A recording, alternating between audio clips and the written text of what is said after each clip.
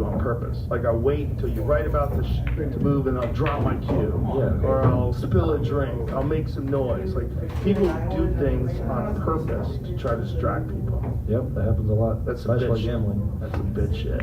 Yep, isn't it? Oh yeah, they try it all the time too. But it's some bitch shit. When someone does that, that's bitch ass shit. Like, what are you doing? Just play. Well, there's a lot of moves, even when it comes to pro players too. Is there like what?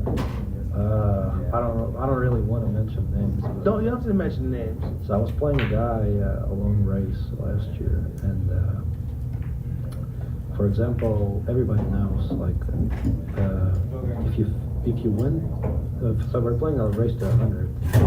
Every day we're playing a race to 33. So I ended up winning day one, and I should be the one breaking the balls next day. So I come in and we're about to begin, and he's like, "Are you breaking again?"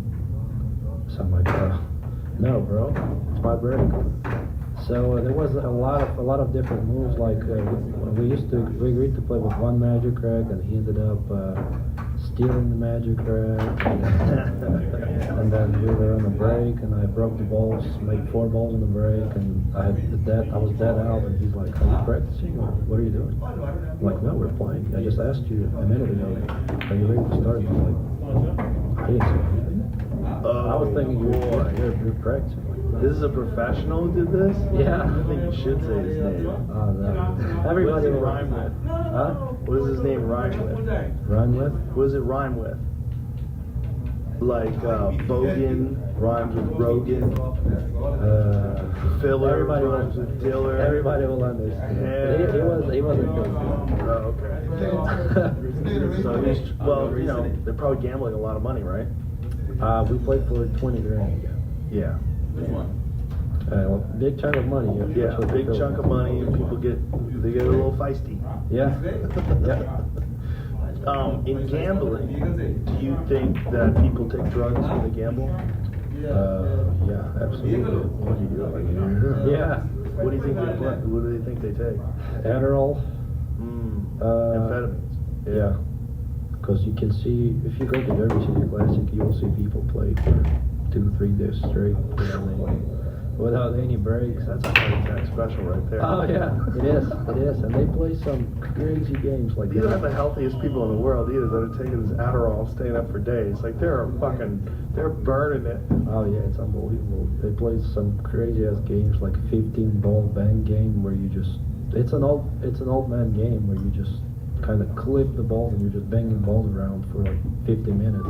So it's a bank game? Yeah. 15 balls? Yeah, but there's a lot of moving part. Like you just play safety. Right. Until you have a good bank shot. Yeah, and then after 50 minutes of playing safeties, you have a bank shot. Most likely you're going to miss it, and then it goes over and over and over, and they do it for like days and days. So Adderall's a big one. It is a big one. I'm sure people play cocaine. I would think cocaine would be a problem. I've never done cocaine, but from what I understand, it doesn't last that long. No, but they're taking breaks. And I've seen the guy who was using cocaine instead of the powder. What? That's an expensive powder right there. He Yeah. was putting cocaine on his fingers? Yeah, and then they're like, oh my God. yeah. Cocaine for baby powder? Oh my God, that's insane. But he was fucked up like completely. Was he playing well? He was playing decent. I mean, he's a decent player. I don't know his name, but he was just an actual gem. Well, like I said about that book, Buddy Hall, I think it's From Rags to Riflemen is the name of the book. I have a copy of it, and it's a very old book. And the way it was made, it looks like it was self-published, like the font would be different sizes on different pages. It's a rare book. You can still find it, like sometimes on AZ Billiards, someone has a copy of it for sale, but it's pretty valuable now. But they all played on amphetamines, and they would all play for days and days and days. But it fucked a lot of people's lives up, because they all got addicted to that stuff. Of course, yeah. I mean, I've played a lot of matches that lasted more than 10 hours, and for me, it's really, really tough because I never do anything like that. You know, I drink water and maybe I'll drink Pepsi if I feel that I need some energy, some sugar.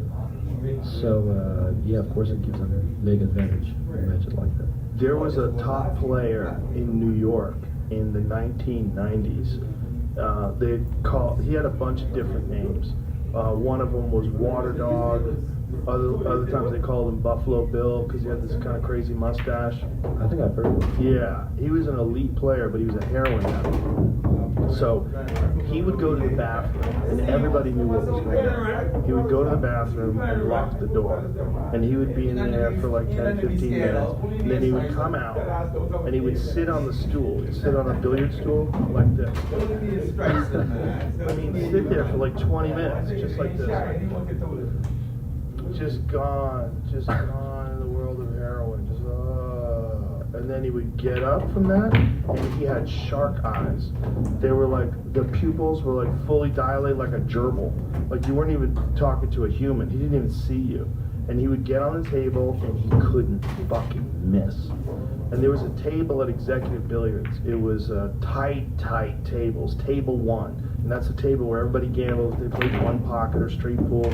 They were ridiculous pockets. They were like 4-inch, but it was a gaff pocket where whoever made the shims, they were all fucked up. They didn't line up that good, so there was like, they were rough on the corner. So if you like clip the edge a little, you're fucked. You're not making the ball. Yeah. And this guy couldn't miss. I believe that. It was wild because he was just like in this heroin fog with no nerves at all.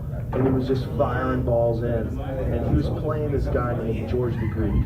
And George the Greek was this character that was an old school hustler, grifter, gambler who he used to race horses. He would do those carriage races, and they banned him from carriage racing because while his horse was winning, he stood up in the carriages trying to slow the horse down because people had gambled against him. But he had a really good horse because he was the favorite to win because of this horse. So he gets on, he's standing up, pulling back on the horse, trying to slow him down. And his story was always that he hired William Kunstler. And William Kunstler is a famous attorney. Kunstler's gonna get me out of this case. These cocksuckers, they don't know what the fuck they're dealing with. William Kunstler's gonna get me back on that track. And so George wound up actually opening up his own pool hall in White Plains. But for a while, he was like hanging around Executive Billiards, and he was a house man for a while too. But he was playing this guy, Water Dog, and he was playing him they were playing for a lot of money. It was like, I think it was somewhere in the neighborhood of $5,000 to $10,000 for like games of straight pool. So they play like 150 points for like $10,000. And he was so angry because Water Dog would come out around him like this, and then just couldn't miss. And he's like, this cocksucker, he goes to that fucking John, and he's shooting up that shit, and he comes out here and he can't fucking miss. And so he was doing this to try to get Water Dog agitated. But he was just like this. Like, he didn't give a fuck. George could be screaming in his face. He was just like, and he just couldn't wait to get back to the table and just fire in balls. He was hitting, it was beautiful to watch. He had this just like, I've never done heroin, but I would imagine it must be wonderful. Because the flow that he had around the table, it was something to watch. It almost made you want to try heroin. But he couldn't play without heroin. And I didn't see him for years later. And then it was 1994. And I had moved to Los Angeles, and I was playing in the Hard Times tournament. Hard Times was the big pool hall in Bellflower, California, where all the pros would go. You would go there on a Sunday night or Sunday day to play, and you could play Francisco Bustamante, you could play Efren Reyes, Oscar Dominguez, you could play all the Max Eberle, all these top pros were there, and Water Dog was there. And I saw him, and I said, hey man, what are you doing? And he goes, yeah, I came here to play pool, but I need someone to get me in the tournament. I go, I'll put you in the tournament. You know, it was like, I don't remember what the entry fee was, $25 or something like that. He didn't have any money. I was like, I'll put you in. He goes, yeah, but we gotta go get some shit. I go, what do you mean? And he goes, I gotta get my shit. I go, well, where do you have to go get it? He's like, South Central. I'm like, okay, well, go get it. He goes, I need someone to drive me. I go, I'm not driving you there. Because, like, back then, if you got arrested for buying drugs, they would take your car.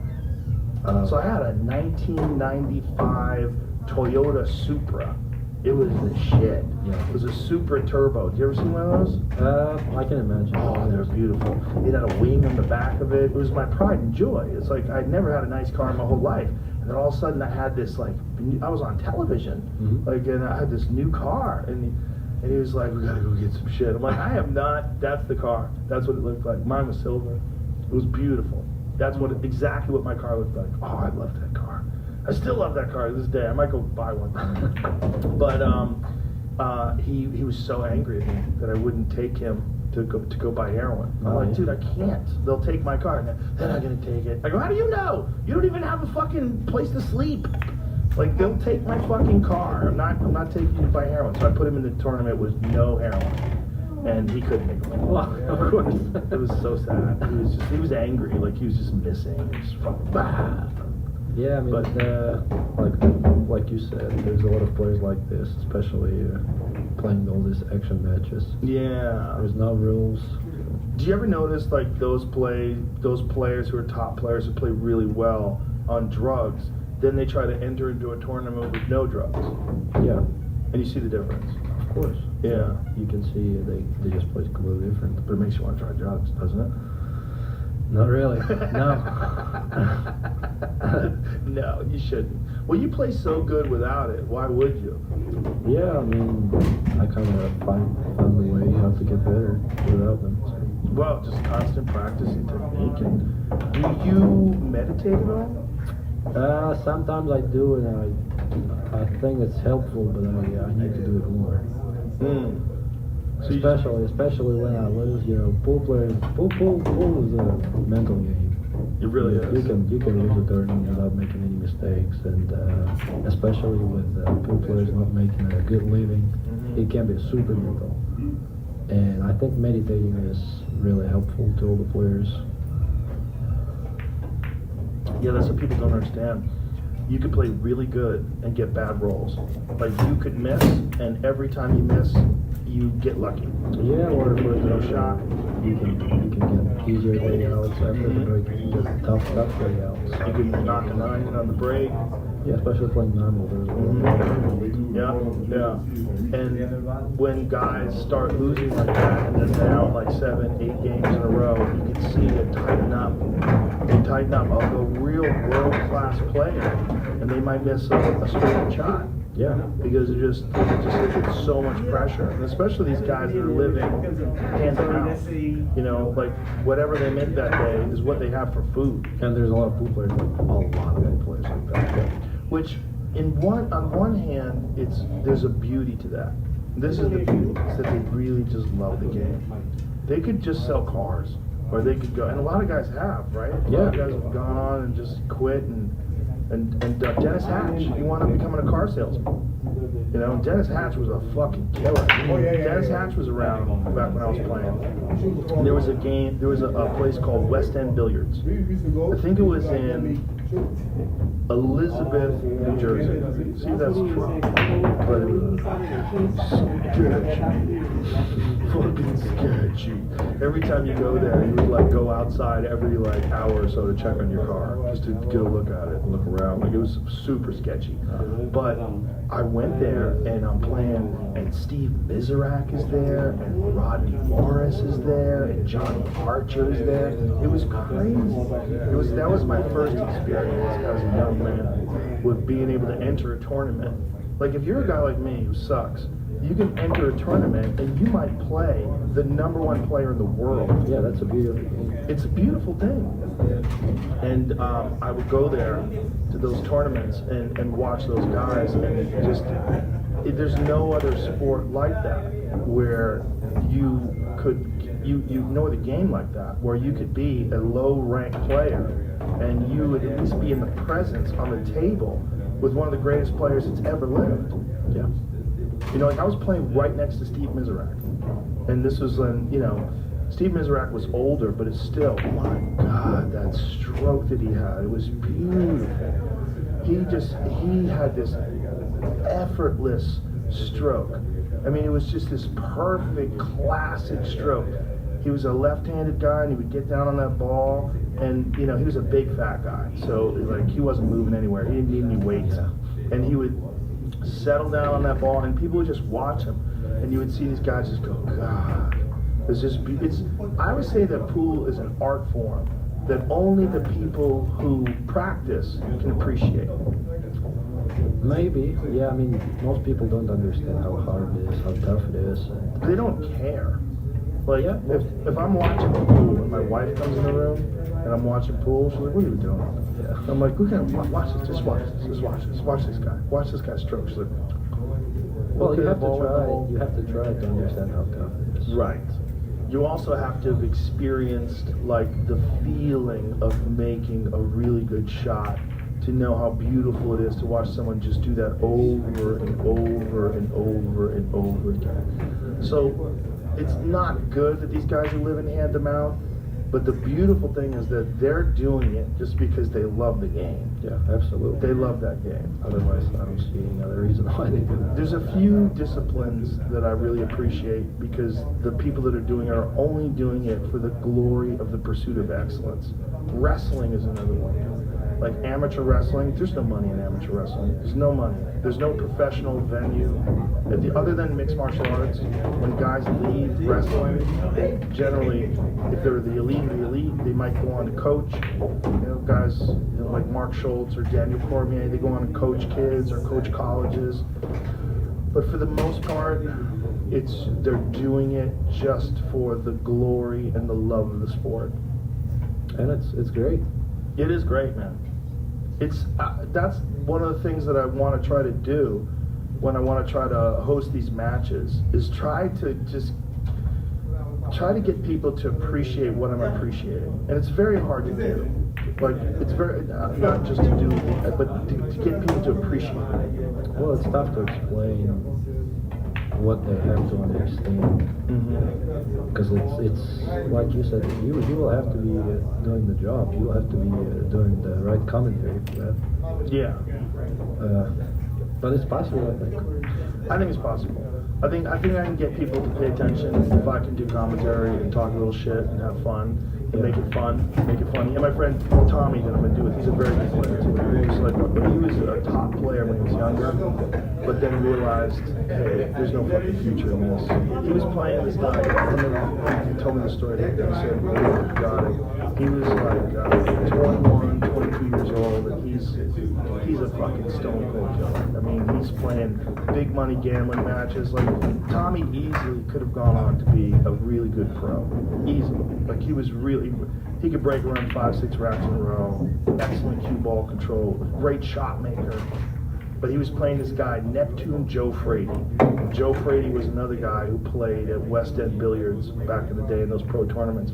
And he's one of those guys who always had a cigarette. His cigarette was in between his fingers while he's holding the cue. Yeah. And he played with his mouth open. So he was like this older guy, he was bald, had this pot belly, and he would get down the ball, droned out with a cigarette in his hands with his mouth wide open, like this. And just a straight murderer, just a killer on the table. And Tommy was playing this guy, and he was like, look how good this guy is, and he doesn't have a fucking pot to piss in or a window to throw it out of. And that's what he said. He said, I realize I can't do this. I don't want to be that guy when I'm his age. I don't want to be this guy who's amazing in pool, but he's fucking just perpetually broke with no options and no future.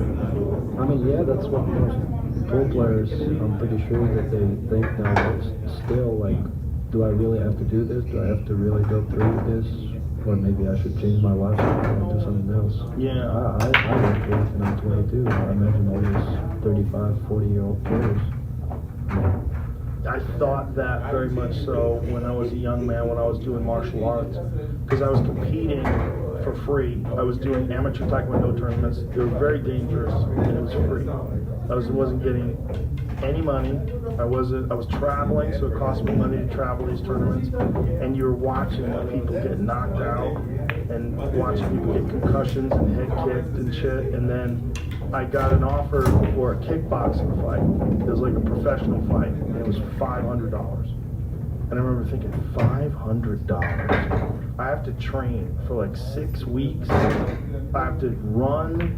I have to hit the bag and spar and do rounds. And if I win, I get $500. And there was no UFC back then. And professional kickboxing was very small. It really wasn't successful in America. It never took off. And I realized, like, I gotta find something else to do. I can't do this. It was also, I was worried about brain damage too, but it was, you see, that's a little different than pool. Like, It is. It's like, if you lose, you get kicked in the face. Yeah, I can't. That's not the reason. But it's that thing where I felt like I was really good at something that wasn't even profitable. I think where you're at right now with pool is different because my personal belief is that, like, the stuff that's going on right now with Matchroom Pool and with a couple of these other companies that are putting on these streaming shows, and I think you're at the right time where you're a young guy where pool is, because of the internet, there's enough people following it where it's starting to emerge, and then things like the Moscone Cup where people see it's so exciting that I think there's some momentum now. I think you're catching the wave at the exact right time. Yeah, I think so too. That's why I keep playing. I think so too. What are your, do you have goals? Do you have like aspirations? Like what is your goal with the game? So, I mean, I used to have goals every year based on my schedule. It used to be like to win the world championships, and I used to always have goals for every tournament I went to, of course, but this year it's been different. I've been playing everything and everywhere I could have in the United States. I flew in the beginning of March and I played literally non-stop pool for 6 months straight, just being on the road, constantly playing in the bars and playing all the smaller events. It was miserable, but at least I was playing, and I think it was smart coming here because I was still playing pool, and that's what kept me in stroke. For next year, the goal would be to show my best game and on all of these official events, because I'm finally back, and I can't leave the country because I'm applying for a green card. But I believe once everything gets approved, hopefully, second half of the year I will be able to go and play all these bigger events outside of the United States. And that's once you get a green card? Yes, so I need to get that's what's called travel authorization, and then I'll be able to leave the country. Are you going to apply for U.S. citizenship? Once I get a green card, maybe Come on, bro, become American. I didn't think that far, but there is a chance. There is a chance. Want to be American? A lot of people want me to play for American Moscone Cup. That would be crazy. I think it would be good for the sport. I mean, it would be a huge thing, but I think it'd be great. I think people don't realize how tough it is. To get a citizenship, you need to spend at least 5 years, and then there's a thing called if you change the country that you play for internationally, I think there is a quarantine that you have to go through. I think you can't play 2 years in any big international events if you want to switch the country. And so it's 7 years for me to become a player representing the United States. So, But by then you'll be in your prime. 29 years old? Oh my God. You'll be in your prime. Because like you think about the elite players, the guys that are the best, it's like a lot of it's like between 26 and like 33, 34, 35. Then when they get older, it's like starts to slide. It's very rare. Like Dennis Ocolo is still one of the very best players in the world, and he's in his 40s, right? oh yeah, Dennis is another great example. He's sick. It's unbelievable what he does for his age. He's sick, like physically sick? No. Oh, like sick, like unbelievable. sick. Yeah. No doubt. And then Bustamante, he's 50. He's still one of the He's best older. players in the world. I just watched his match on the screen the other day. He was playing Darren Appleton in Philippines, and it was unbelievable to see. Yeah, he's still one of the very best players in the world. And I have a framed photo of him outside here from the Bicycle Club, which was a casino in Los Angeles. And I think the tournament, I went to see the tournament, it was like 1995, back when he had a mullet, he had like kind of spiky hair and a mullet, and he had this break that was like one of the craziest breaks that anybody had ever seen. Like he had the best break in the world at one point in time, where he'd have his finger on the rail, he'd break off the rail on the side rail, and the cue would slide out of his hand and then back through. Oh yeah, there's two Russian players that do the same thing. Have you ever heard of James Stalin? No. He used to be around that IPT time, so I'm pretty sure you saw him play. He does the same thing. He's a very unique player. He's like the Russian pyramid star. Everybody who's involved in pyramid world in Russia, they know who he is. He won everything in his time, and he was playing pool and went to IPT and finished 4th, I believe. So he was a good player himself as well.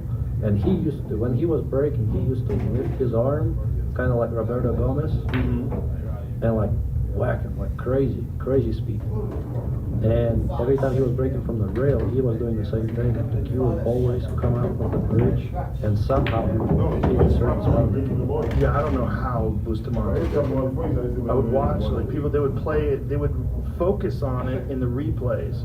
They would give you like a close-up of his fingers to show you, like, look how crazy this is. Have you ever noticed that Bustamante aims to the left? To the left and then hits wherever he wants to hit. Yeah. So his practice strokes, he's shooting left, like to the left side of the ball, and always low.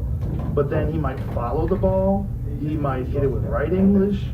So what they say back when he was back when nobody knew the game that well, they're saying that he was hiding the way he was playing, and that's how he was hiding the tip position he was putting on. Oh. I wonder if those guys got upset when people started using the measles ball.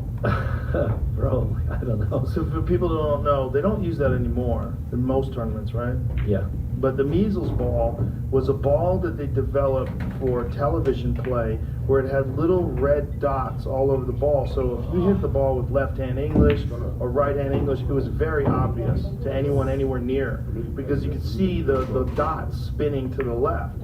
Whereas sometimes guys would make a shot, it was an incredible shot. Like, what fucking English? How did he do that? Like, what kind of spin did he put on that ball? Because you really couldn't tell. It was just a white ball. And unless you were right on top where you could see the tip positioning when he struck the ball, you really didn't know. Yeah, it's insane the way he plays. It's unique. Well, there's so many Filipinos came over here and robbed everybody. It was amazing. And the best version of that is Efren. When Efren first came over here, he had a fake name. Oh, really? Yeah. Efren, when he first came over here, God damn it, what was his name? It was like a Spanish name. See if you can find it. So he played his very first tournament under a fake name because he is, God, I can't believe I can't remember it. Generally, I can remember it. But he played under a fake name because even though it was like the 1980s, he assumed that someone had been to the Philippines and knew that this guy was the king over there. And then, can you find it? The Efrens, just Google Efren played under a fake name. Cesar Morales. That's it. So that was his name. That he came over here under Cesar Morales and robbed everybody. And then when he came back, he was Efren Reyes. And everybody's like, we got fucked. There it is. Cesar Morales stunned the field at Reds. Wow. And this was back when he was playing with a $5 pool cue. He had a pool cue. Dennis Circle. It does look like it, but I don't think it is. Because Dennis is quite a bit older. Yeah, Younger rather than that guy. But that was in Houston. What year was that? 1985. Yeah, so he came over, stunned the field. He came over here and fucked everybody up. They had no idea that he would go on to be the greatest of all time. Wade Crane was a bad motherfucker. Dave Matlock. Look at all these guys. Yeah, Mike Gugliassi. Wow. Interesting. Bobby Hunter, Danny DiLiberto. All those names. Yeah, Wade Crane also had a fake name. He called himself Billy Johnson. Yeah, Billy Johnson was Wade Crane's road name. Well, when the internet wasn't around, that was a big thing. I think. Yeah. Well, that was his. He would go around playing as Billy Johnson because everybody had heard of Wade Crane. So he would just show up places and, people had no idea, and then he would rob them. It's perfect, yeah. Well, there was a great book called Playing Off the Rail. Have you ever heard of that book? Playing Off the Rail was a book by this guy, David Macomber, who at one point in time was Hunter S. Thompson's editor when he was writing for a newspaper. They took this guy, Tony Annagoni, who was a really good pro, and they went on the road with like $35,000. So like take the money to his body and shit in some places, and they did it for a book. The book is still available. You can still find the book somewhere. It's well worth it if you're a pool player, if you're into pool, to get this book, because it's really, David Macomber's a really good writer. It's really well written. And Tony Annagoni became a friend of mine, and I actually did commentary with him once on a match back in LA back in the day, and I became friends with him and played with him a bunch of times, and tragically, I think about a year and a half or so ago, he took his own life. He jumped off the Golden Gate Bridge. Yeah, very sad. But in that book, they went to Chelsea Billiards, they went to all these different places where they hustled, and they just set up matches and set up games and played people. But it just gives you this kind of taste, especially because Macomber's such a good writer. It gives you this really interesting depiction of what that life is like. These guys that do things like that, like Wade Crane did when he called himself Billy Johnson. Like that is a whole subset of Americana where these guys would travel around, stay in shitty hotels, and gamble. Yeah, I mean, it's kind of the same picture nowadays still. Yeah, there's still a lot of that. Oh yeah. Yeah, it's fucking cool. It's a really cool part of like this subculture that people don't know about, and I've always admired people who did it. I always thought that was a cool way to live your life. It's a crazy, reckless, but the people that did it are such fucking characters. They're such interesting. Yeah, it's a great lifestyle. I don't know if I would recommend it to my kids, but no. Maybe you would if pool becomes something really big. If pool does grow to the point where there's $1 million purses. Absolutely, but not the gambling side. I went through a lot of that, and it's shady. Did you ever get in a situation where people pulled out guns or people were robbing people? No, but my friend did in the Philippines. What happened? Like, he beat the guy out of a small amount of money, and the guy didn't want to pay him. And he wasn't even like pushing him to pay. He was like $100. But he was the only foreign in the building, and he had a guy with him that took care of him, kind of made games for him. And that guy started saying something in Tagalog, in their own language. And the guy pulled his gun and like started shooting in the ear, like trying to say that I'm not playing here. He was like in the 40 or something for $100. I mean, Imagine what it do for 51,000. Gambling junkies. Yeah, that's the thing. Gambling junkies. It's not about the money for him. Right. There's so many of those guys that are connected to underworld characters. There's all these, wild gamblers they're almost all at least one step removed from criminals. Yeah. If they're not criminals themselves, they might have a criminal who's a backer. Yeah, I mean, there's a lot of good money involved, I think, in gambling. Oh yeah. There was always guys that were backing people back in my day when I was hanging around New York, where there were just these guys that were drug addicts or drug dealers, They were selling coke. Yeah. And they had that money, and that was how they burned the money. They would come in and gamble it. And do the same thing tomorrow. Yeah. I remember one time we went to Harlem to play this guy because these pimps, they would have a ton of money and they would play big money one pocket. And so we went down to Harlem, and here I am, this dorky, fresh face. I was your age. I was like, doo. I was hanging around in Harlem in this like fucking heavy duty, like hardcore pool room where these pimps would go and gamble big money, and they'd come in with flashy clothes on, and it was just such a scene, man. It was such a scene. It was so cool. It was just so, just to sit there. I mean, I wasn't playing those guys. I sucked. But I was with my friend Johnny and this guy Mount Vernon Tommy, who was like a real top player from the area. And they were all, and this guy Juan, who was also this killer. And we would all go down together. We'd take this drive down together to Harlem. And at the time, the garbage workers were on strike. So all the garbage was stacked outside.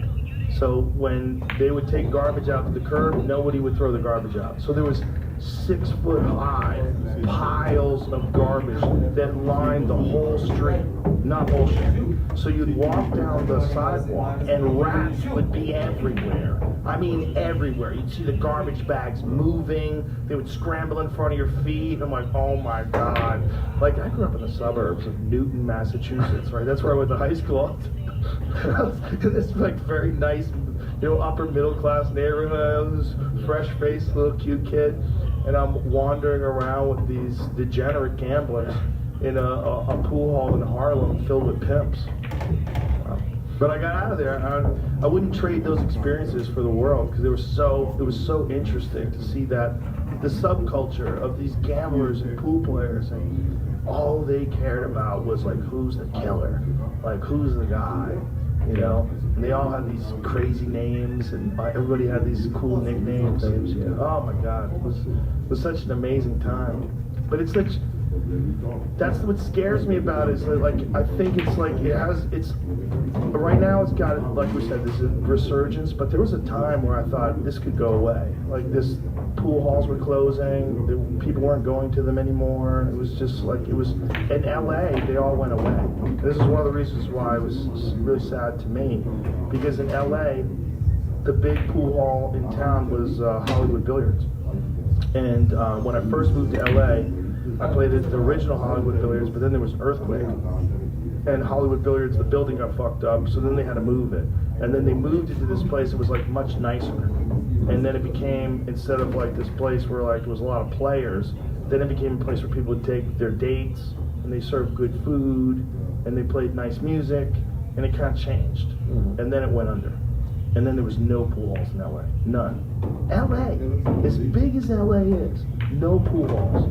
You had the House of Billiards in Sherman Oaks, the House of Billiards in Santa Monica, which I don't even know if it's still there anymore. And then you had Hard Times, which is quite a bit away. There was like Bellflower, which is like 50 minutes drive. Why do you think that happened? When was it, like 2010? Yeah, it was somewhere around then that Hollywood Billiards went under. Because that video of me doing Earl Strickland, that was at Hollywood Billiards. Mm. That was at Hollywood Billiards, the new, nicer place, before it went under. So you'd have like a few players that would go there, but the vast majority of the room was filled with lemons. They were all just ball bangers, and people on dates, and girls with hot asses bending over pool tables trying to impress their dates, which is fine. But I mean, you need that to keep a pool room open. But watching that place go under, I was like, God damn it, it was dying. Like, this is what it felt to me. It was dying at some point, 100%. Yeah. But I mean, I got lucky. When I was starting to play pool started to kind of making a comeback. And in Europe, I mean, I never knew how it is in the US until I came here probably 2-3 years ago. Because all I knew is Derby City Classic. That's the only tournament I went to, and it's completely opposite to what the American pool scene is. Right. Derby's wild. Oh, it's crazy. If you never experienced it, it's even tough to describe it. It's crazy. It's first floor is the tournament, and then you go upstairs. It's a completely different life. I mean, you have people just live there in that action room for 8 days, just playing non-stop, 24 hours. You have the players that come in at like 3 or 4 o'clock because they were sleeping before, just to come and play at 3 or 4 o'clock with people that have been playing for days, and just trying to take advantage of them not sleeping. It's unbelievable. But yeah, I mean, it's definitely different. Did you grow up in, like, what kind of a neighborhood did you grow up in? I grew up in Moscow, Russia. So it's like a megapolis, big city, kind of like New York style. And so you were probably never around those kind of people. I was never around any gambling until I came on the road with Alan and Jason. That brought Really? So in Europe, you never started gambling? They don't gamble here. All they do, they can bet a little like sparring set. They can play for like 50 euros just to make it more interesting. A little pressure. So small. Yeah, just to play, make it more interesting. Mm-hmm. But gambling is I saw guys play 20 last week on the stream, and then Switzerland, they gamble there, but it's nothing compared to this. Why do you think that is? Because they treat the game completely different. Here, people in general, even the professional players, they would rather play than practice. In Europe, I feel it's different. People would rather practice and get better and treat it more professionally, I would say, than here. There's some really good players from Europe that do a lot of instructionals, and they, like Niels Fine. Niels was actually on my field. He's a great player. Yeah, I sent one of his videos to my friend Sean. We're talking about the pods, where he's practicing strokes, and he's just got these rock solid fundamentals. But he's also a guy that didn't gamble either, right? I believe he gambled. I mean, I heard the stories. I don't know for sure, but he came to the U.S. I believe he gambled. One of the big ones was Ralph Sucari. He never gambled. Ralph, I believe that. Ralph, yeah. Some stores, I don't think they. But everybody was like, you know, they were upset. Because here is this guy who's a world beater, one of the best players in the world, and all he would do is play tournaments. So there was a thing, there was like a label on those guys, like, he's a tournament player. Well, it's the same thing today. It's the same thing today. I mean, I'm joking myself, like, I'm an action player, I'm not a tournament player. And, you know, they released the ban, and I'm a tournament player again, I'm not an action player. So, yeah. What do you prefer? I prefer tournament because that's the lifestyle that I grew up, and I like it. You know, I know what I have to work for. I can schedule my practice sessions. Also, it's not dangerous. It's not dangerous, and I mean, nowadays you can make less money playing tournaments, but that will change, I believe. But the thing is that some of these top players, they gamble, but the way they do it in a live stream, and they make it like a one-on-one tournament. Yeah. So a lot of matches I play, it's pay-per-view. So I'm getting an appearance fee as well. But still, it's completely different to tournaments. I mean, I'd much rather play tournaments than gambling matches. Would you rather play a tournament that's a short match, though, like a race to 7, versus a game like you were playing with that Filipino gentleman, where you could play like a race to 100 for 3 days? Of course, the longer race would be better for me. Yeah.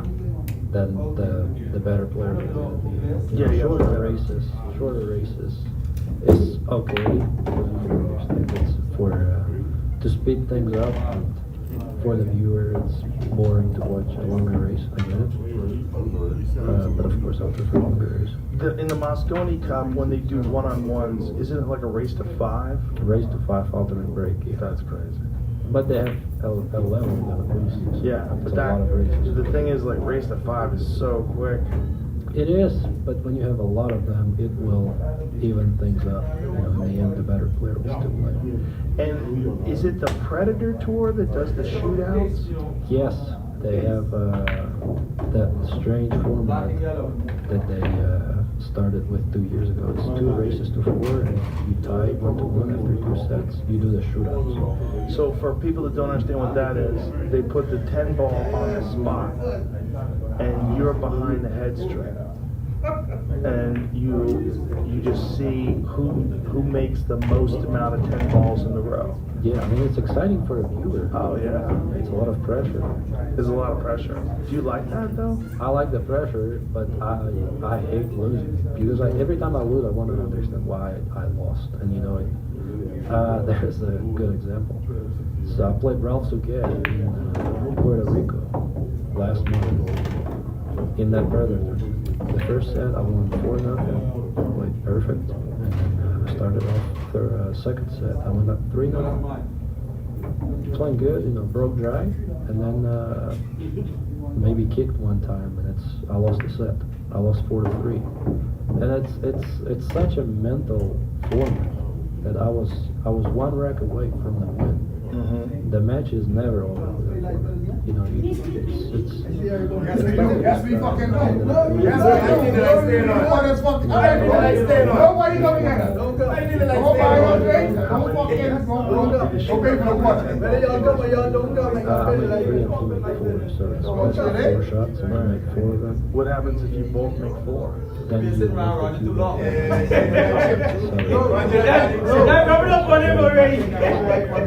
So it's 1 diamond behind the head string. the first time I got the long rail. That's a lot of pressure. For all your cheese. Yeah, Win or lose. They do that in the finals as well. yeah. I won 3 tournaments already.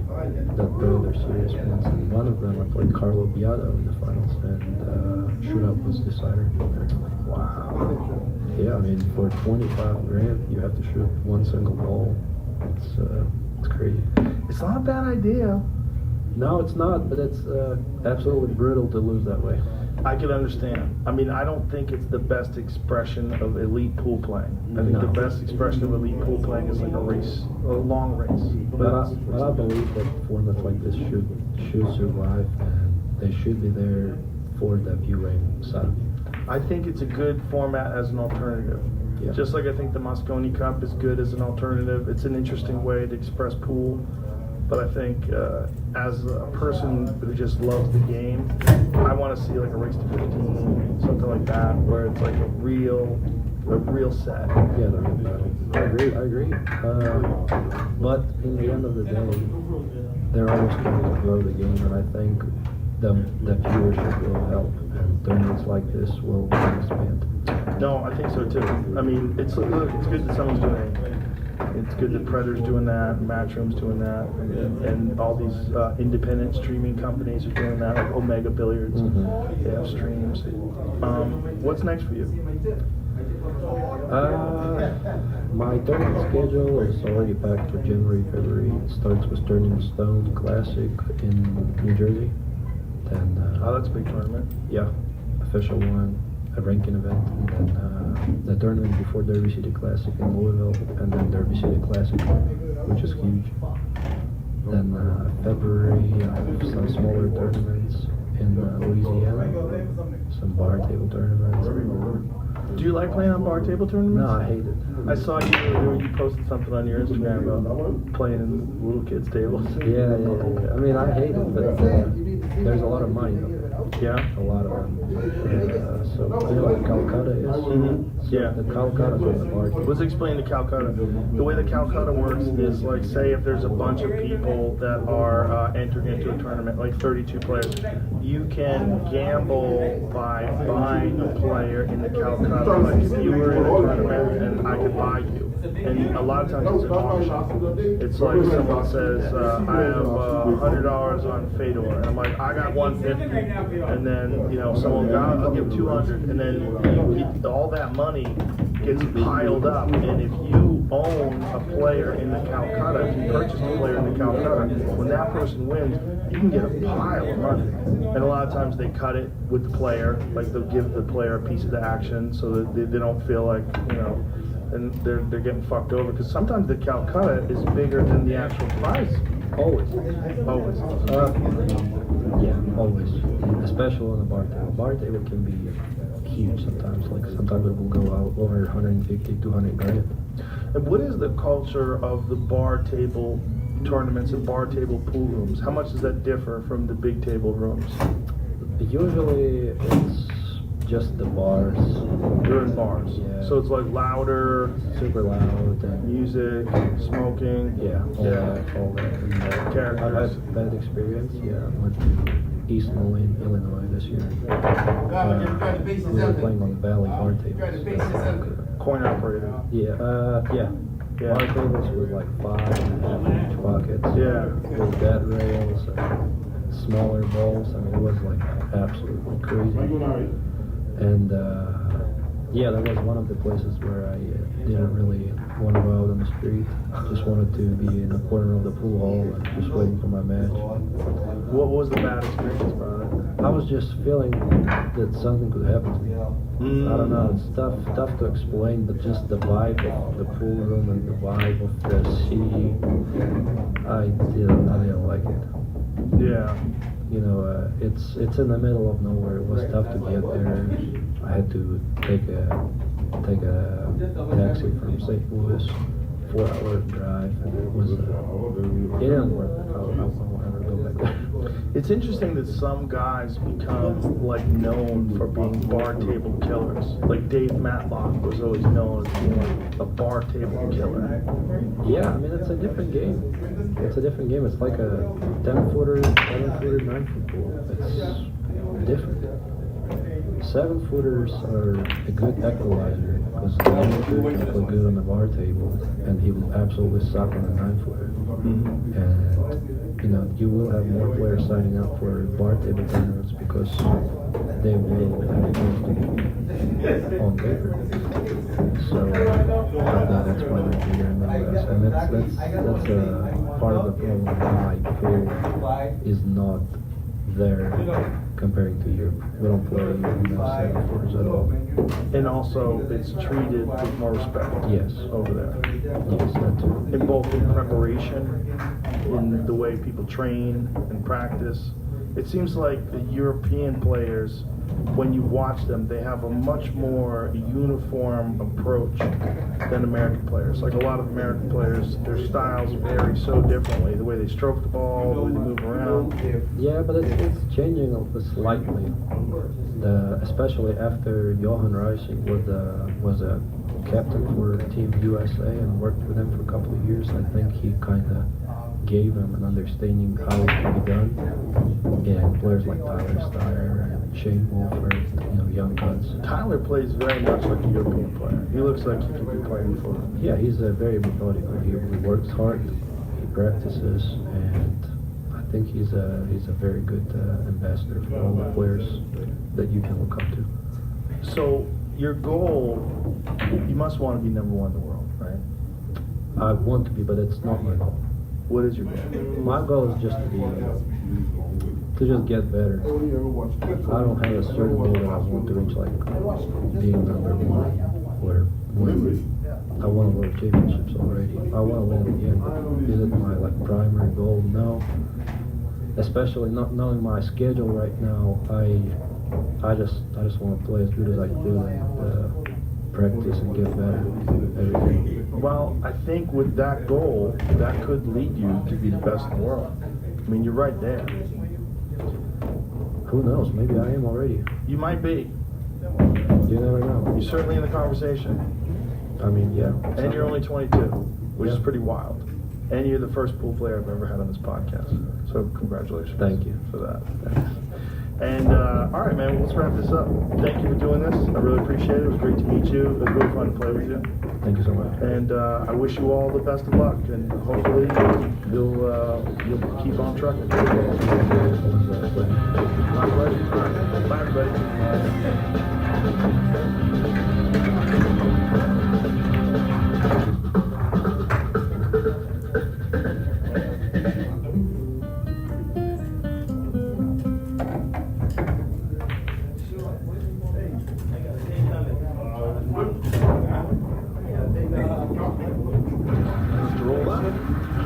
Just trying to get them to wide.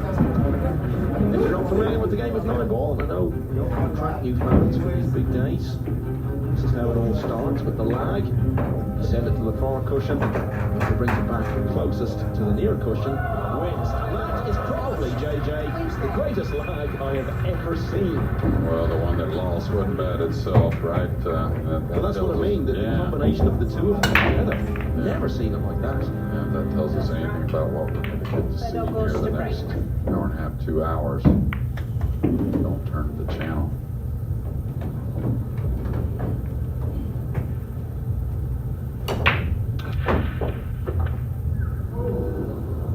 He started his match with a golden break last night. The 9 thought about it for a moment, but this is set up nicely. Yeah, last night. Michael said a golden break to start, but of course you always take that and put one on your side. But being a break like this with an easy opener, a lot of balls you start to shoot at, get the arm going under pressure. Almost worth as much as that golden break. Put up 2 cushions here. Inside to play the red 3 in the same 1, 2.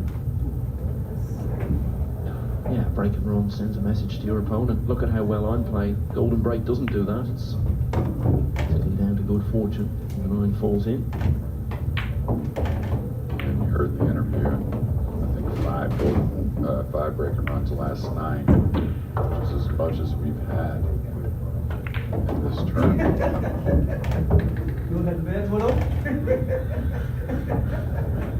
Of course, you're trying to win this match, but you're trying to also set the tone for the entire game with yourself. It's just like we saw with Kobe, never really getting settled. These guys definitely want to settle in. They want to land kind of straight on the ground here in a couple shots, and then he'll take the 8 into the corner. The 8 doesn't pass by the 9, but it looks to be a little snug.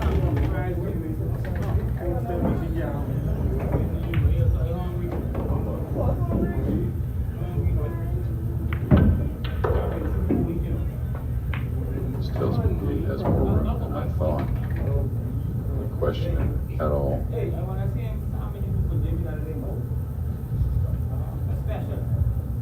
Right.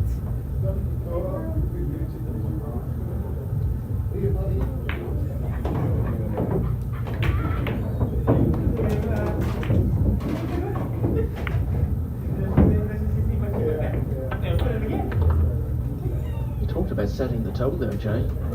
Golden break did set the tone last night. Forced Control there to lead 6-0. Houston opened his account in the 7th round. Chaotic end. Forced from there to be dominant. 2 breaking balls in the last 3 racks. 5 in total in the match, as you say, and a 10-1 One of the big, one is stigma. Sounds like you're looking at Jason Shaw.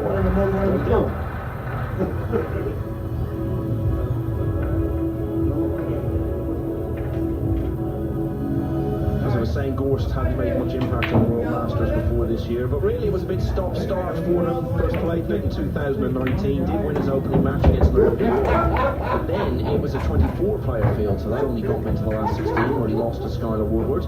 Following year, the tournament wasn't played, COVID. He did play the next year, but only won 1 rack. Lost his first match to Shane Van Boning. Hasn't played it since, until this year. We talked about it in the opening that I thought the difference anyways was the break.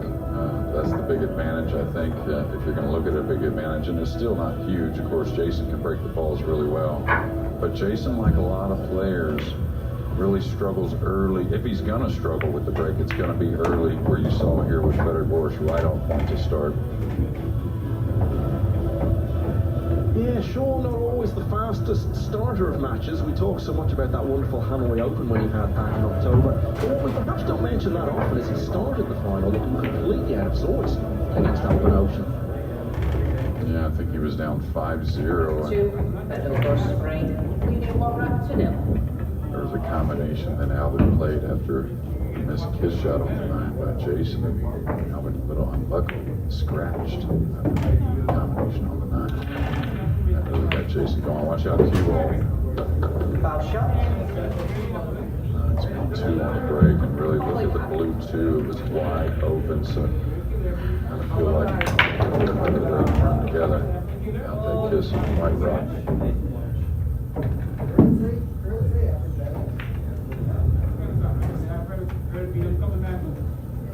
If the break was something that you could find a way of controlling, it would be a very different game, wouldn't it? But it shows no matter how well you're playing, no matter how much rhythm you might have, you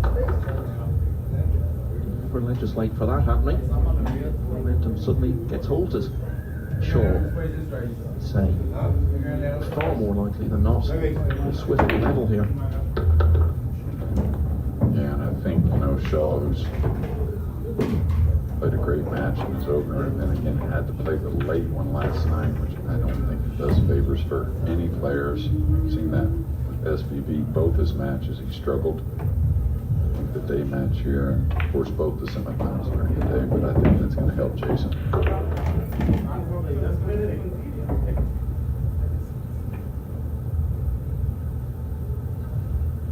Probably a little draw stroke here on the brown 7. Could cheat the pocket and go around, but no reason to.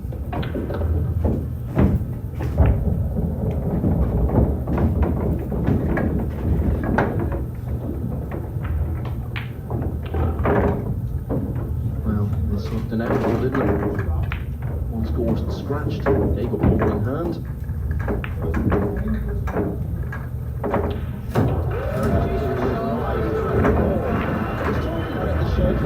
JJ, as you say, this is the normal format now. The semi-finals are played back to back, so filler can go off and have a few hours and rest and all the rest of it. These guys still have a long match ahead of them. So you could look at it one of 2 ways, couldn't you? You could say that filler's got the rest, but also you could say that if there's not much gap between the end of this match and the final, then whoever wins it is going in, played in, and can carry forward that momentum. I guess it just depends on the player, really. Yeah, and you're going to have both situations. You play that pool, these guys play all the tournaments. It's kind of like, some tournaments in America, we used to play double elimination all the way through. And, then they went to single elimination in the final. Sometimes you come from the winner's side, sometimes the one-loss side. It just depends. Same thing with the schedule. Yeah, and I think it's definitely right for these televised events to have both semi-finals back-to-back, because otherwise you wouldn't be able to see. So, wonderful day in the other side. We've already had a memorable match. Didn't look like it was going to be. Joshua Filler was playing away with a real company. The defending champion clung on, battling to keep hold of his title before bowing out 11-8 in the end. Wonderful second semi-final to look forward to here. The race to 13 final tonight.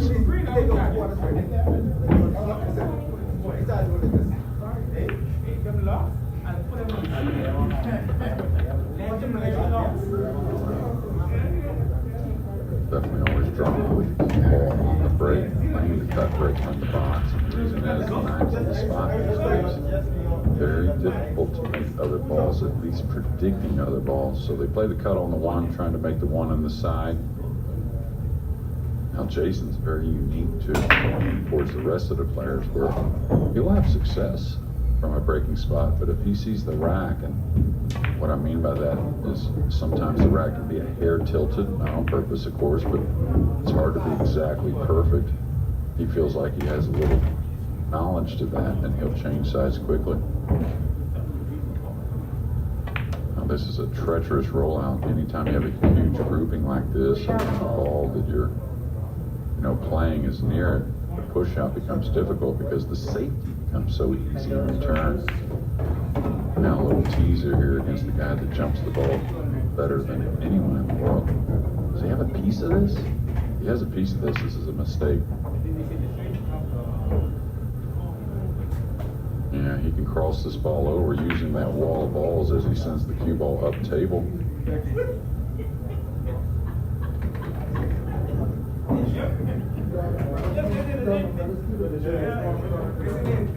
Now this is a lot of course, a little thought into it, but instinct when you're trying to really control the object ball speed, especially a little ways away from it.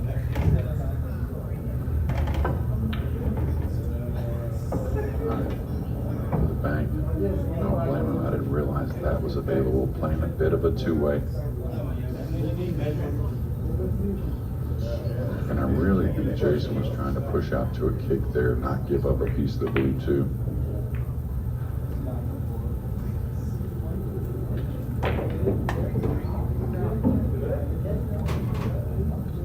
Extension ball. Talk about Gorst as being the best jumper in the world, but I was thinking about it last night. You know, with these top guys, that's what we have here at the Whirlpool Masters. We really haven't seen a ton of jump shots in comparison to what we see at times.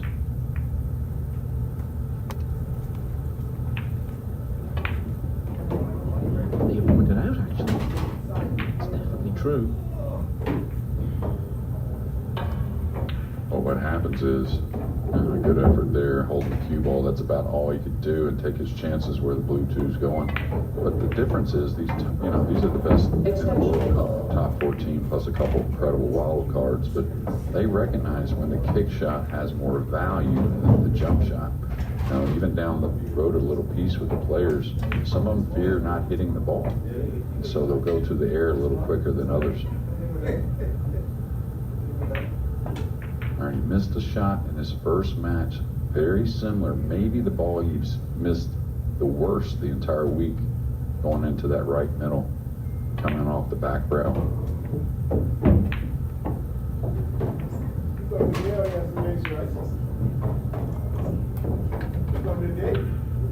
And he missed it wide, just like that. It was actually didn't even catch the point. So now it's first open mistake, but of course. Jason Shaw started this tournament in fine style. Complete opposite of last year when he lost his first match 9-1. This year, he won by that score, and that was after losing the first rack to Lucius Yap. Totally different, of course, last night, as discussed in his 10th win over Shane Boney. He never led that match until the monumental fluke in rack 17 took him to the hill at 9-8.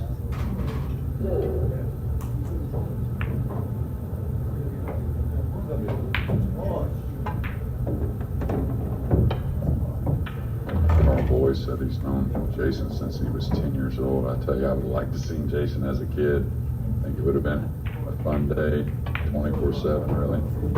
Didn't have that American twang in his accent back then. It was all Glasgow, sure. I believe it, but just kind of feel like he's one of those players that when the career's done, there's going to be a big story about his life.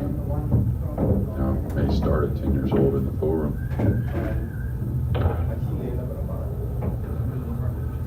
Jason Shaw didn't get to the table in the opening rack.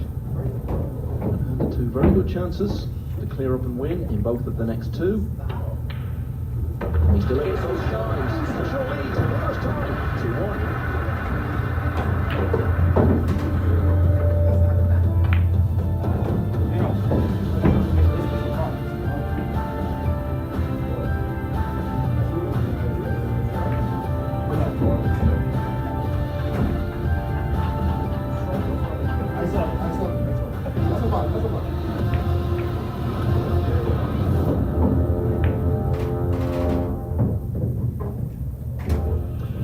Early stages of this World Masters semi-final, and one of the big parts of the success story in Hildesheim this week has been the way the German people have turned out. The crowds have grown and grown, and look at this for the final day. There are a lot more people than this in the venue, actually. Some of them are just out having a bit of fun, showing on the first semi-final. You can see the balcony season above, that's added to the atmosphere. So there, the banners all around the arena, and the lights turning red on players as they get knocked out.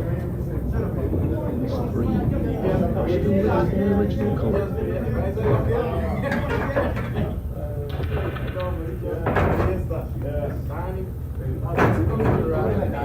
Movement there. We'll get another look here in a moment. Kind of a telltale sign. Like I did that kid get kissed, so I wouldn't say Jason would be upset to get on the rack there. It looked pretty good. Sometimes the one catches the knuckle on the side pocket. Find around the other one, get to the blue too. This is where the slick table, where they just check the balls in, although they all know combination of speed and spin.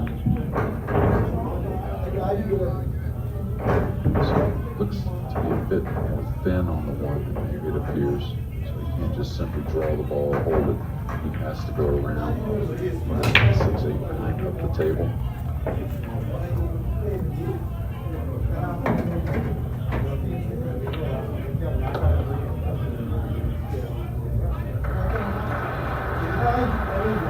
On the screen there, Michael.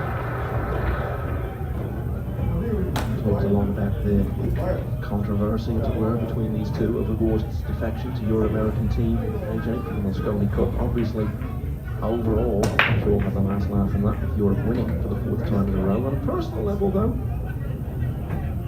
arguably Gorst, because he teamed up with Skylar Woodward. Face Shaw and FSR in the doubles on the Friday night. Together with his great pal Skylar, Gorst got the win. Yeah, now he's thinking about things a little further in this rack. Of course, the purple 5 to the green 6, the little jammed up. Take his eye off the punch, definitely some work.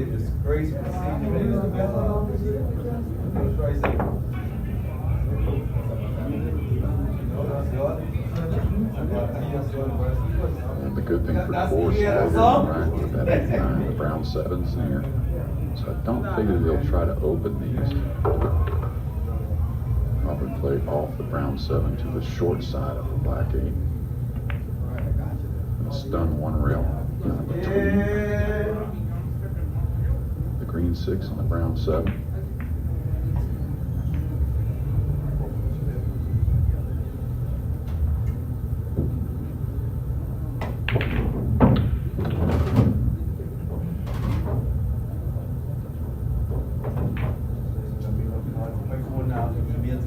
This is where it becomes pretty important. You want to gain an angle on the brown 7. You can't handle straight in. The hard part about it is, of course, you want an angle, but you don't want too much. Could come 2 rails around this, 1 rail straight up the table. Little preference, he's going around it. That's got to go a little bit to make things easy. Let's say a little more controllable.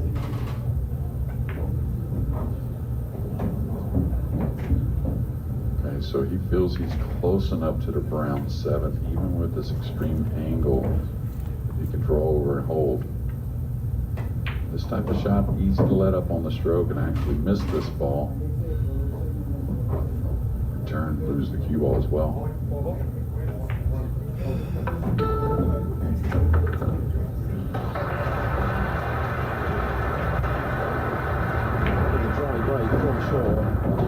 And of course the opportunity. This was far from straightforward. It's been very impressive stuff. The hard part is now done.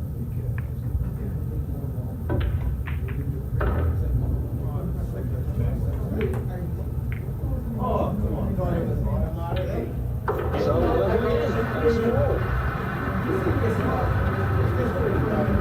24 until next month, Jeremy, and he's already accomplished so much. Most notably becoming world champion as a teenager.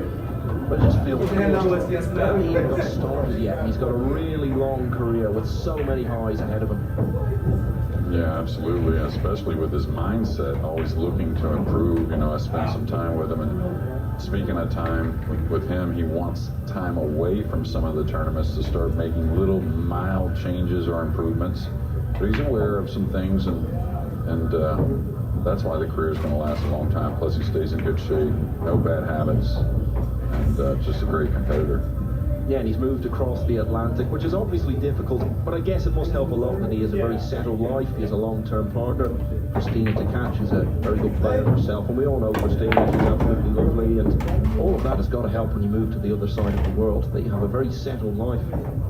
Yeah, and, you know, hats off to the fans in America. They've, welcomed him with open arms, and as they should. I mean, he's just a great guy, and, a lot of people think about that. 5, better go spring, match start, 2 racks each. Yeah, excuse me, let Julian do his job, but a lot of people think about that change to America, to the American side was about 2023, and for Frederick Gorst, it was about his future. And, 2023 is just happened to be where it started. Get a little bump off the pink here into a perfect angle on the red 3. And this is kind of what he plans on doing, is breaking and running some racks to get some separation in the match. I think you've got to get him into baseball, Jeremy, just to really complete his transition to being a proper American. Well, I think we talked about that at the Derby, because he stays with the Sword Brothers, and of course he'll find his own place in American. It may stay in Indiana. We'll see. They were out, I think, throwing baseball not long ago before the Derby.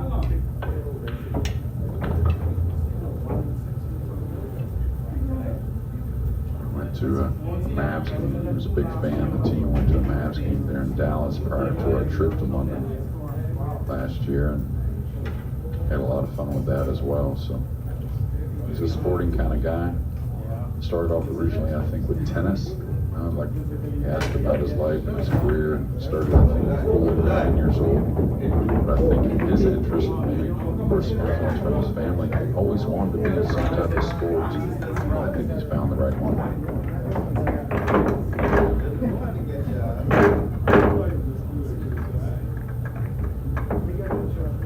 Okay, doesn't want to flirt, trying to get on what would say the proper side of the green 6, which would be up table. He's got a pretty heavy angle here.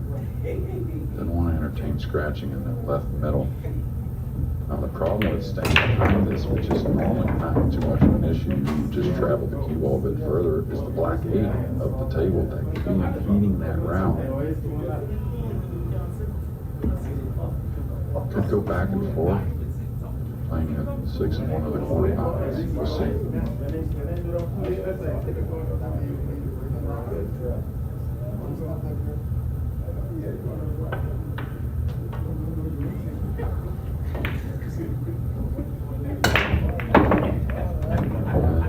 Better in this game. Almost all the players have a little pause at the cue ball prior to the final swing, and he had one there, but it wasn't as normal where he settles it a bit longer. And of course, that wasn't an easy shot, especially with the cue ball in mind.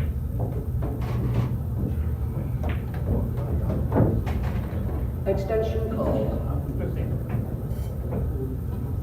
You marked 5. Seems like a lot's already happened in this match. Yeah, well, both players have showed us they're ready. Now 2 missed balls for Federer, of course. Neither easy, but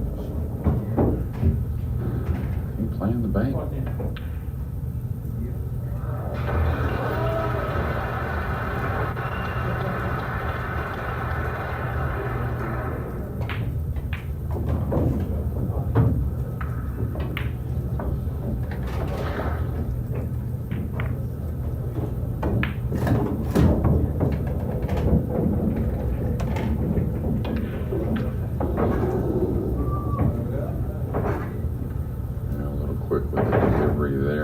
Get on the slick table, adding just a hair of left spin, you get a little more deflection on the cue ball.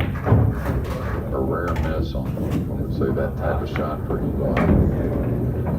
It's the classic situation. One good pot with positional shot, and it should be rack over.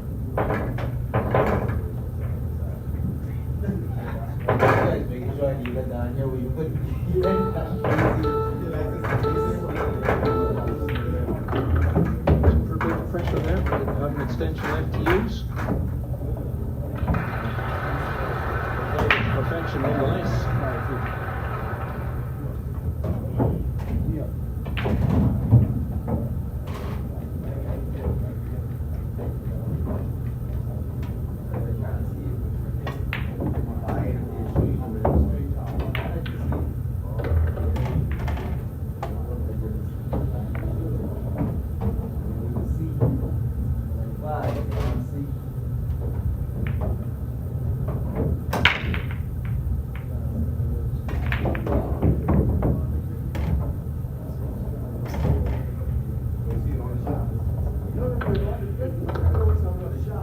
Someone who plays such an efficient game as Federer Gorst. Might get off the hook once in a rack, and very rarely get that a second time. So Jason Shaw had his chance to turn that round. The enemies Gorst got back in, and he leads for the first time since the end of the opening rack. It's 3-2. Let's have a look at Shaw's miss, and it wasn't easy, Jay. No, but I mean, of course, you could see how thick the hit was, and the concern to me is, you know, it wasn't that hard of a shot. You did have to draw the cue ball, but at that angle on the 6, you can use a little of the side rail to pocket the ball and help the cue ball movement, and he missed the mark by a piece. Yeah, but that's it. I mean, the pot was straightforward, but there was work to do with the cue ball. Anyway, Gorst back in front now at 3-2. That break and run that you see on the screen there came in the very first rack.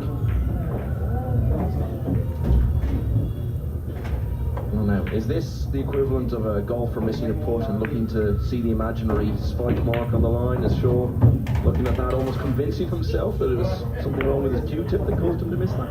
I couldn't tell you for sure, but yeah, I mean, there are things that are similar in pool for sure, and you know, some players just kind of have a routine with working on their tip, maybe once or twice a match, sometimes right before the match. I was always a guy that kind of did it right before. Gorst break. Lead it by 3 racks to 2. I feel like there's going to be a little punishment after the 6 ball. Rack number 6.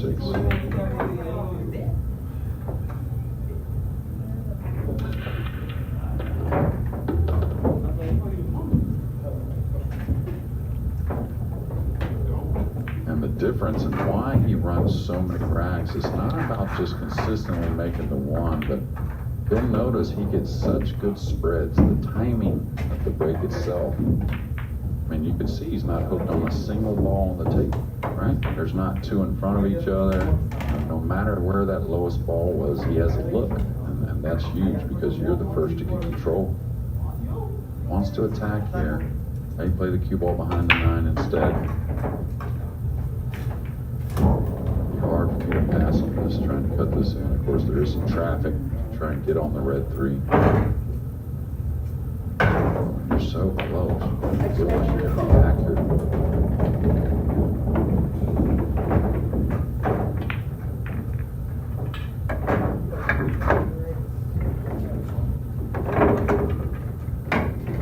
The difference is when you're close to the ball like this, you can really manage the heavy angle. And what I mean is you can really slow the cue ball down to where he can play 2 rails and not really go as far as the green 6 or the black 8, trying to kill the cue ball.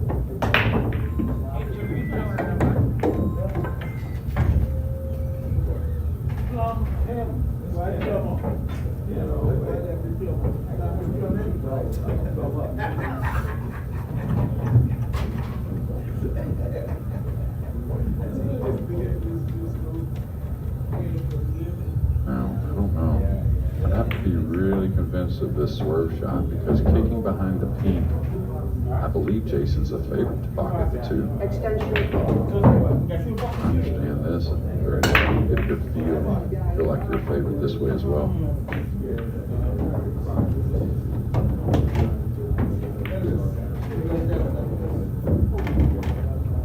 So again, a bit of a let off for Gorst. Just to start dishing out that punishment you were talking about, Jay. And he wasn't trying to get the snooker. I don't believe so. And he went shooting the blue 2 just in case he missed. But that was a little bit of punishment. This is just a little added sprinkles on the ice cream, like I said.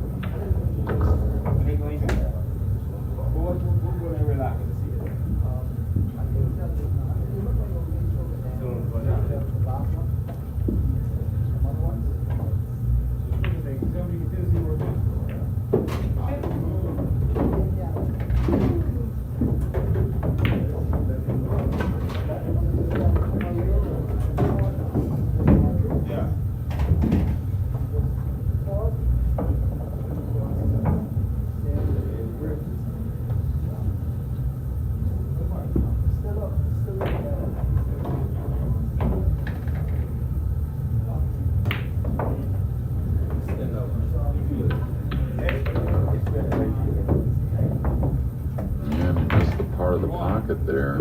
Got a little off angle here on the 7, kind of from nowhere. I think probably feels a little fortunate that 6 went in. It didn't look like it wobbled or anything, but he went way to the right side of the pocket.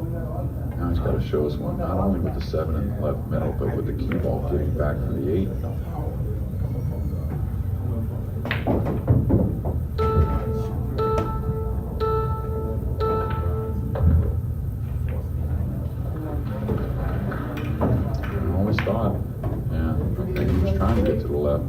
That was the place you had to go, a little short side on the black 8. He'll take on the cut. Your ball will have some speed.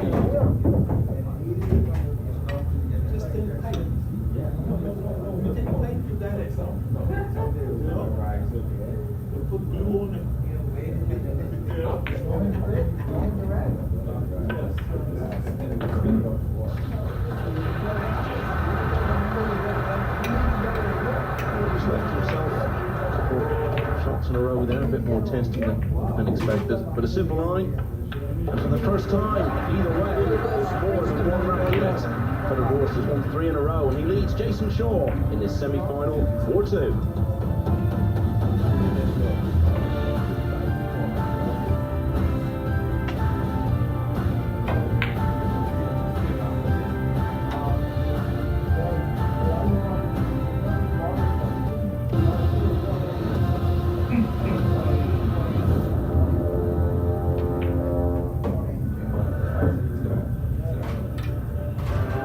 Jason Shaw led this World Masters semi-final 2-1. He's had chances since then. Rack 7. Cutter Horse knocked him off a bit, and with 3 in a row, it's gone too clear. 11 is the target for a place in the final tonight against Germany's own Joshua Filler.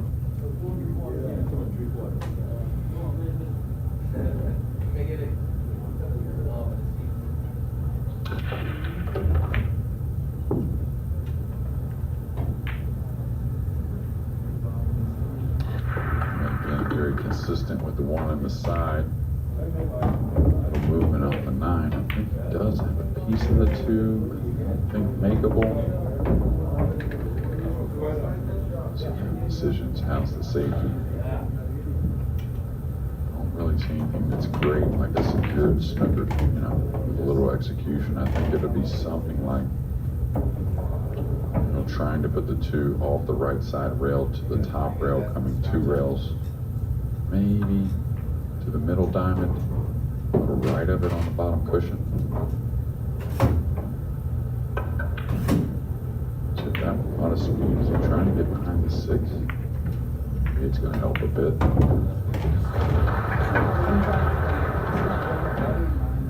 And he was a little thin on the blue 2, so a lot of speed was all about making sure the blue 2 didn't wander over that top right corner. Kick behind this here, but the problem is the pink's kind of in the way to where may kick behind it, the blue 2 go into the pink. Tough little situation with the red 3 and green 6, lower right side of the table. So a lot going on in this rack. An important one, I think.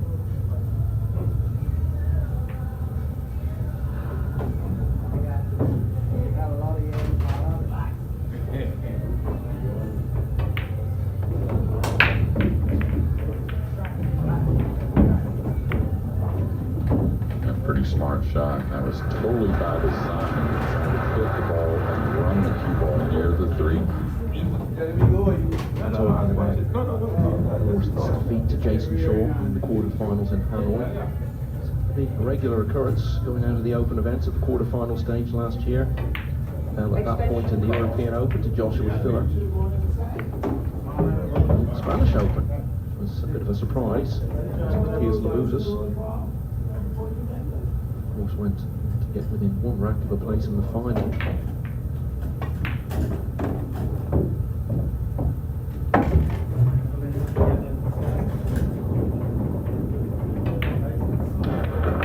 Foul shot.